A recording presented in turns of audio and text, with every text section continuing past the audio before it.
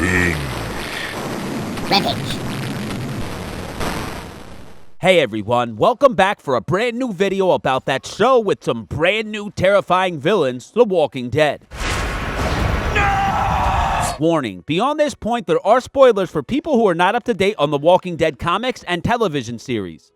In this video, we're going to see pretty much all of the footage to date of the Whisperers and go over the most iconic moments from the Whisperers story arc in the comic books that could be adapted to live action for Season 9. We're going to compare those moments to what has happened and has been teased already. We'll look at what the future without Rick and Carl might hold through the inevitable Whisperer War, and more importantly, who is going to die. The first moment we're going to talk about is one we've already seen play out on the series, the first time the survivors encountered the Whisperers. Although in the show it was Rosita and Eugene who ran into the herd, in the comics it was two minor characters named Ken and Marco. The duo were out on patrol in uncharted territory when they ran into zombies in the woods and eventually had to deal with a horse fail. These horses even get people killed in the comics. Ken and Marco try to evade the herd with Ken's leg hurt, similar to Rosita and Eugene's situation, and eventually the pair would end up in a ditch on the side of the road and would hear what they believed to be the zombies whispering, although they didn't rub mud on themselves. Like the TV version of this event, Marco would leave his injured friend behind in a barn while he went to the hilltop to get help. In the series, Ken and Marco were introduced in the show, although poor Ken died in the Season 9 premiere after yet another horse fail. Ken, wait!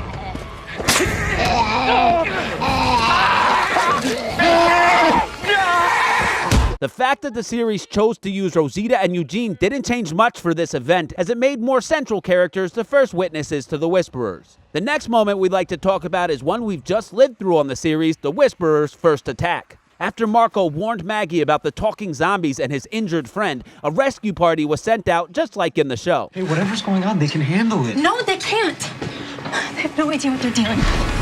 The leader of the party and Maggie's eventual new man, Dante, finds the barn but is surprised by a group of walkers as they swarm them. The party bravely fights their way out of the barn until a zombie takes a swing at them with a knife. That's when things get weird. One of the members of the group then says they've seen zombies hold hand tools before. Since when? Imagine a real zombie coming at you with a knife or hammer? That would be kind of cool to see on the show. The two guys with Dante get freaked out by these knife-wielding zombies and get themselves killed, while Dante kills the rest of them and only then realizes he was fighting people as he takes off the mask of one of the whispering walkers. As Dante is disgusted and distracted by finding out he just killed a bunch of people, Alpha sneaks up on him with a sawed-off shotgun and takes him hostage.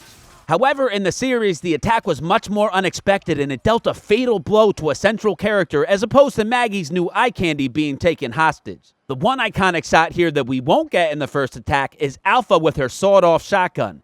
Just as the reader realizes people are crazy enough to skin walkers and wear them like Silence of the Lambs, one is in your face with a shotgun. That moment packed a punch, although still not as memorable as the death of Jesus. This big moment came in the comics after that first attack. Jesus was told by the patrolman Darius that another patrolman was missing. Jesus and Darius go out looking for the missing patrolman, again into uncharted territory, and again Whisperers follow them camouflaged in small herds. The Whisperers would eventually attack, injuring Darius, and Jesus would fight savagely, just like in the mid-season finale, only this time Jesus would live, fighting off all of the Whisperers, saving his hurt friend and taking Lydia hostage. We know how the series adaptation ended for Jesus, and we do know as the Whisperers attack Michonne, Daryl, and the other survivors for a second time in the cemetery that they will make it back alive with Lydia as prisoner. It seems that although Angela Kang is changing characters and situations, that the key elements of these iconic moments in the comics are being adapted to screen. Will we eventually get to see Alpha with a shotgun? The next iconic moment in the comics is when Alpha and the crew show up at the Hilltop's front door looking for Lydia. From the trailer and promo footage we have of the Whisperers for Season 9B, we know this moment is coming as here, Alpha approaches the hilltop like a boss. These two frames here match this shot from the mid-season trailer, and they're just about the creepiest bunch of peeping Toms we've ever seen. The next iconic moment here in the comics is sadly one we can't get, as Carl is dead. Carl falls for Lydia and gives her his hat, which now belongs to Judith in the TV series. In the comics, Carl met Lydia as a prisoner while he was imprisoned for almost killing two boys with a shovel to protect Sophia. God, we miss Carl. We know Carl won't be there to meet Lydia in that cell, but that Henry, who just happens to be in a cell for something way lamer, will. In the comics, Lydia liked Carl's eye hole maybe a bit too much. This would have been a really weird moment in live action, but we'll never get to see it. Chandler Riggs said he was looking forward to the Whisperer storyline for Carl, and we think we know at least one of the reasons. Please don't go. Just come with me. This moment here is the actual negotiation between Alpha and Maggie. Alpha rolls up with her Ouroboros belt buckle and sawed-off, demanding her daughter back. She has 2 hostages with her, Ken and Dante. We believe the 2 hostages Alpha will have in the series will be Luke and Alden, who appear to be surrounded by Whisperers in this shot in the woods here. In the comics, Alpha is somewhat reasonable in this moment, explaining that the survivors were attacked because they were on Whisperer territory and endangering their people. After an even trade, Alpha agrees to not attack again as long as the boundaries of their territory are respected. The next sequence of events is where things get a little hazy. Carl follows Lydia into Whisperer territory after the hostage trade. In the series, it will most likely be Henry following Lydia. We get to see the Whisperer camp, which we know we'll see in the series, and then Alpha has an amazing conversation with Carl, who refuses to back down after protecting Lydia, who in the comics was raped numerous times by the group while Alpha did nothing to stop it. That's seriously messed up, and we hope that detail is different in the show. After Carl's conversation with Alpha, no clear reason is given, but Alpha heads to the local fair, which has been teased in the show, where she kidnaps multiple survivors and then cuts off their heads to put them on pikes to mark the boundaries into Whisperer territory. The unclear thing here is Alpha's motivation. Why did she go to the fair? Was it because Carl violated their new agreement and traveled onto their territory, or did she plan on doing it all along?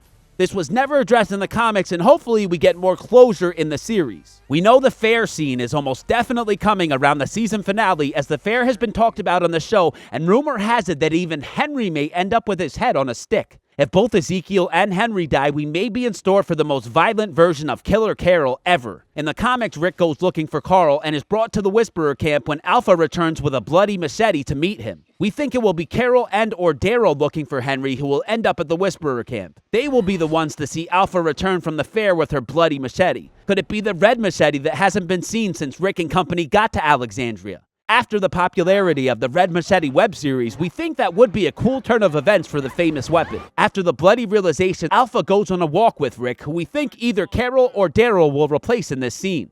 Alpha takes him out alone at gunpoint and shows him her nuclear weapon, a horde.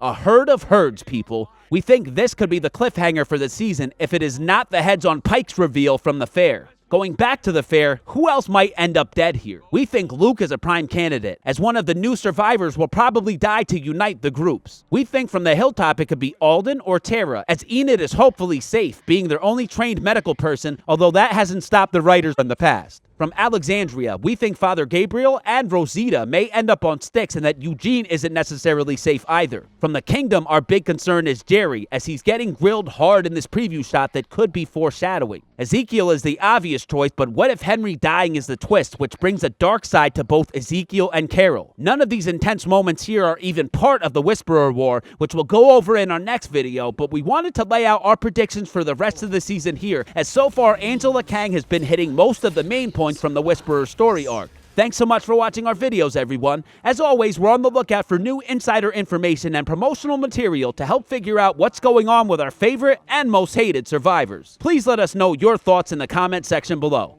Follow us on Instagram at Binge Rampage. Turn on the notifications button for our channel so you can see our next video as soon as it comes out. And don't forget to subscribe. Automatic weapons, night scope, there's a compound bow, and a machete with a red handle. That's what I'm gonna use to kill you.